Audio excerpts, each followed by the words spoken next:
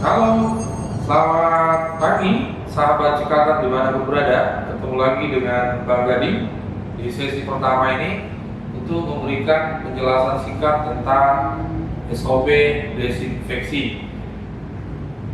SOP ini nanti kita akan seragamkan, samakan untuk internal metode kerja kita saat ini di berbagai titik lokasi pekerjaan. Sebelum ke tahap selanjutnya, teman-teman mungkin bisa melihat di sini ada jenis peralatan. Ya, ini nanti berkaitan dengan materi yang kita akan sampaikan pada sesi berikutnya atau penjelasan berikutnya. Begitu. Sebelum ke praktek atau tata cara penggunaannya, saya coba jelaskan dulu ke teman-teman desinfeksi. Desinfeksi tentu itu adalah antonim dari infeksi. Orang yang terkena penyakit infeksi, begitu. Jadi lawannya adalah desinfeksi, antonimnya, begitu. Desinfeksi sendiri adalah bahasa Indonesia yang dari bahasa Inggrisnya kita ambil dari disinfection, begitu. Disinfection. Oleh sebab itu, desinfeksi yang kita maksud pada sesi part time ini adalah penjelasan tentang desinfeksi ini.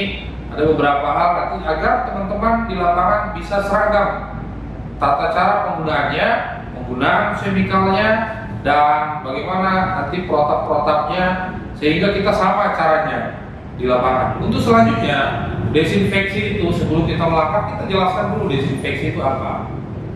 Ya, desinfeksi adalah sudah suatu pekerjaan tindakan yang wajib kita lakukan sebagai petugas CSO. Ya, tugas teman-teman yang ada di lapangan sebagai CSO, tentu ini adalah tindakan yang harus kita lakukan.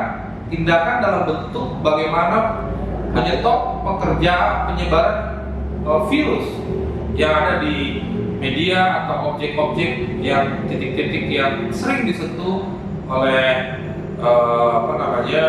manusia, gitu ya.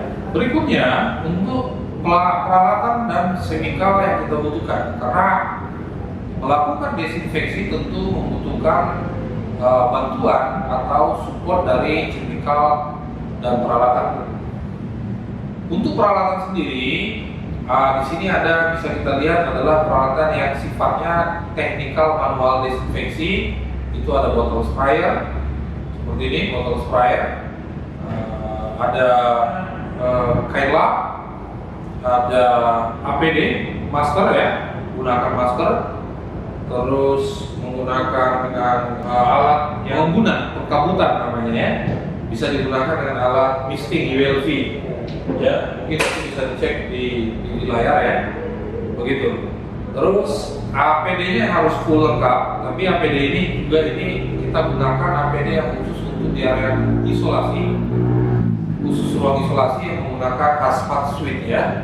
Tapi kalau untuk di area publik ya gunakan saja tetap protokol seperti masker, sarung tangan, ya, dan kacamata sebagai pelindung karena kita takut iritasi, ya, terkena oleh cipratan dari chemical bisa mengakibatkan iritasi, ya, atau kulit begitu ya. Gunakan baju dengan panjang seperti itu atau sarung tangan handscoon.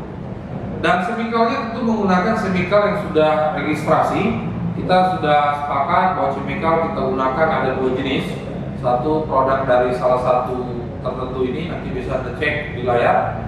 Yang kedua adalah produk dari Glencoe, gitu ya.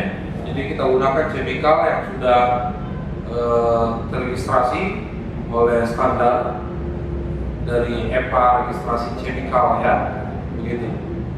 Dengan dilusi yang sesuai dengan aturan. Dilusinya menggunakan aturan-aturan yang sudah sesuai dengan MSDS-nya ya, material safety data sheet-nya. Gitu. Desinfeksi adalah lanjutan dari tahap proses cleaning atau deep cleaning. Saat ini cleaning service cara pengerjaannya adalah sudah bertambah atau ada perbedaan yang baru, yaitu menggunakan disinfeksi yang kita kenal dengan sanitasi. Desinfeksi ini tahap kedua dari proses pembersihan. Yang pertama adalah cleaning, atau deep cleaning. Proses kedua adalah desinfeksi. Lalu desinfeksi berapa teknik pengerjaannya? Teknik pekerjaan desinfeksi adalah dua jenis. Yang pertama menggunakan spot spray atau hard object spray begitu, atau kita semprot objek-objek secara manual untuk benda-benda yang keras, ya, yang dilakukan secara manual. Peralatan yang dibutuhkan jika menggunakan disinfeksi secara mesin, kita menggunakan jenis mesin ULV. Saat ini yang kita sudah gunakan di lapangan jenisnya adalah ULV misting atau ULV mist blower. Ya, yang berikutnya adalah cleaning cloth. Cleaning cloth yang berbahan microfiber cloth, ya, seperti ini. Begitu, cleaning cloth. Yang berikutnya adalah tentu kalau jika menggunakan alat misting, membutuhkan tambahan arus, yaitu extension kabel, ya, kabel sambung. Ya, yang tidak kalah penting dalam desinfeksi adalah APD-nya, teman-teman.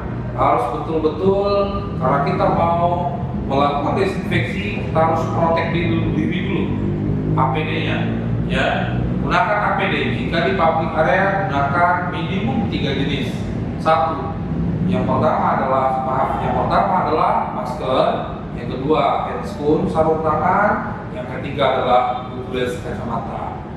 Khusus yang 3 ini wajib digunakan jika desinfeksinya dilakukan di public area.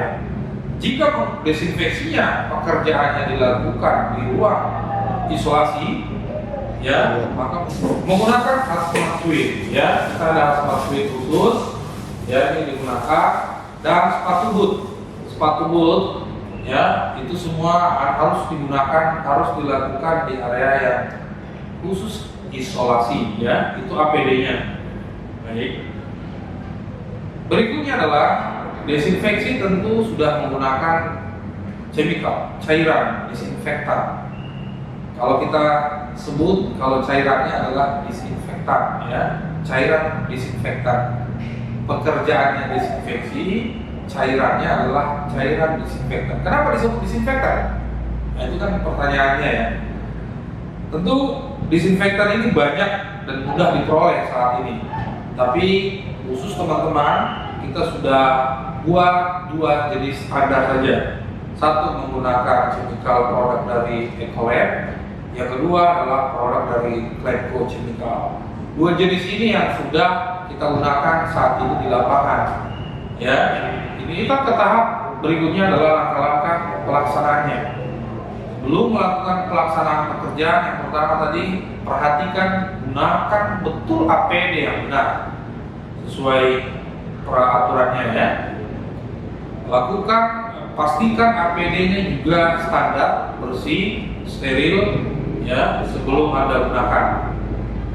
Khususnya masker, hazmat suit, ya, dan APD-APD lainnya. Gunanya adalah agar tidak penyebaran baru atau ada kontaminasi. Kita harus pastikan bahwa semua APD yang kita gunakan adalah sudah steril, sudah bersih, ya.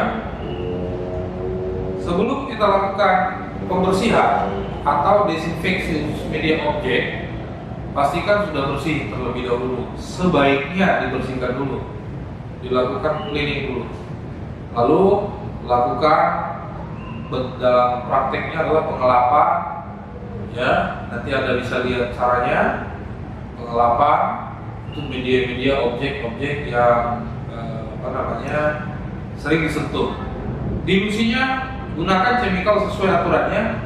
Jangan salah, tidak ada gunanya juga nanti chemicalnya bagus tapi dilusinya salah. Oleh sebab itu dilusinya penting. Baca petunjuknya, tanya CSS-nya, para supervisor yang lapangan bagaimana penggunaannya. Kita sudah berikan metode, tata cara dilusinya yang baik dan benar sesuai dengan MSDS dari chemical tersebut. Untuk langkah-langkahnya ada juga menggunakan sprayer, ya, menggunakan botol sprayer. Langkah-langkahnya adalah jenisnya ada 2. Untuk desinfeksi menggunakan cleaning cloth, dibantu dengan botol sprayer bisa dilakukan dengan dua cara. Cara yang pertama, rendam kain lapnya dengan di wadah chemical yang sudah ada cairan disinfektannya, lalu peras ya, lakukan pengelapan secara teratur di area atau di permukaan media yang akan didisinfeksi.